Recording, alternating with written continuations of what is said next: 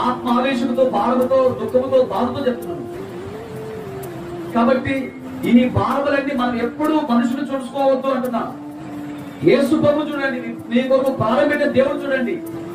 గద్దింపు దిద్దుబాటుకు సాదృశ్యం ఉంటుంది. దాన్ని ఎప్పుడైతే మనం మన జీవితంలో దైవికమైన కార్యాలు కలిగి ఉంటామో అప్పుడే క్షేమం ఉంటాం. ఇక్కడ కాకపోతే మరొక చోట, అక్కడ కాకపోతే ఇంకో చోట, ఇక్కడ ఇలా ఇలా ఇలాంటి పరిస్థితుల మధ్యలో మనం ఉండకూడదు. మన భక్తి, ఎందుకంటే ప్రతి ప్రభు దగ్గర చాలా దినాలు దగ్గర ఉన్నాయి. ఈ చివరి దినాలు మనం ఎలాంటిలా మన ఆత్మీయ జీవితాన్ని కాపాడుకోవాలా, రోషము కలిగి బ్రతకాల. రోషము ఎవరు అంటే ఎవరో తిట్టే వచ్చి రోషం కలిగి రోషము, ఇలాంటి రోషం మనకు వద్దు.